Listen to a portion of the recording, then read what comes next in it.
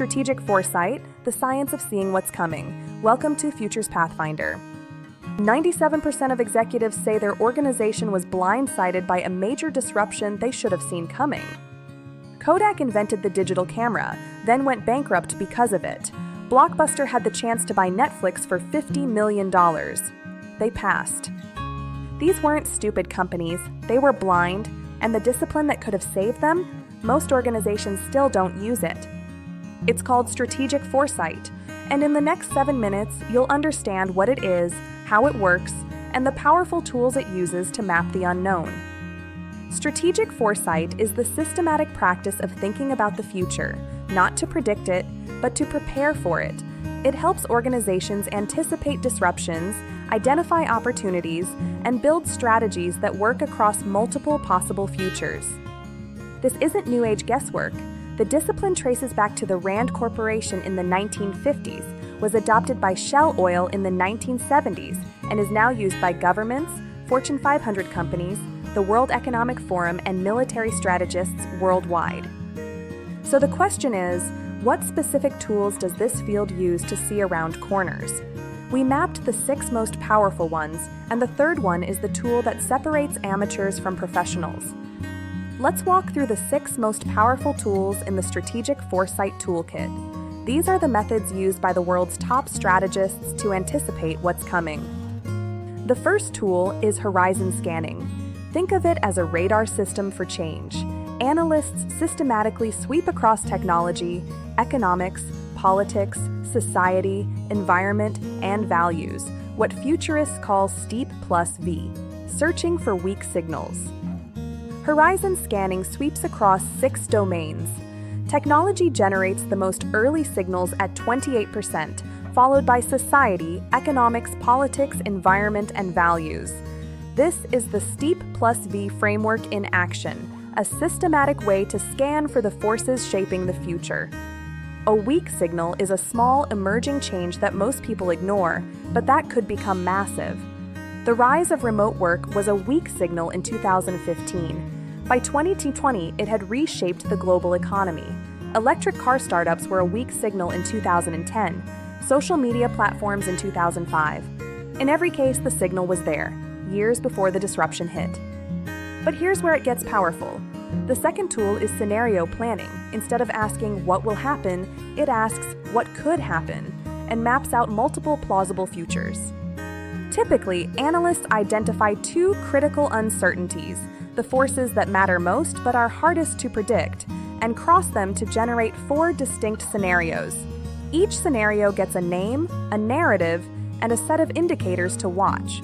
The goal isn't to pick one, it's to build strategies robust enough to work across all 4. Shell Oil famously used scenario planning to prepare for oil price shocks. When the 1973 crisis hit, they were the only major oil company ready. They went from number 7 to number 2 among global oil companies. They still use scenario planning as a core strategy tool today. As time passes, the probability of each scenario shifts. What starts as an equal split, 25% each, diverges as events unfold and signals strengthen. The key is monitoring which scenario is gaining momentum and adjusting your strategy accordingly. This is what makes foresight a living discipline, not a one-time exercise. Now remember that third tool I mentioned? This is it, the Delphi Method. It's how futurists harness collective intelligence without groupthink. Here's how it works. A panel of experts independently answers the same set of questions about the future. Their responses are anonymized, aggregated, and shared back. Then they revise. Over 2 to 4 rounds, the group converges on insights that no single expert could have reached alone. It eliminates the loudest voice wins problem that ruins most strategy meetings. This chart shows how Delphi works in practice. In round 1, expert estimates are wildly spread, from 15% to 85%. But with each round of anonymous feedback and revision, the high estimates come down, the low estimates come up, and the group converges toward a structured consensus by round 4. The wisdom of the crowd, refined through iteration. The fourth tool flips traditional planning on its head. Backcasting starts with a desired future state and works backward to identify what must happen to get there. Instead of forecasting forward from today, backcasting starts at the end, your desired future in 2040, and works backward through key milestones.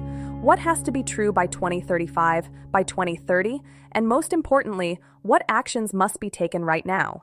This reverse engineering reveals hidden dependencies that forward planning completely misses. Paired with backcasting is the Futures Wheel, a visual tool that maps cascading consequences of any change. You place an initial event at the center, then map first-order effects radiating outward. Each of those generates second-order effects and then third-order effects. It reveals hidden dependencies and ripple effects that linear thinking misses entirely.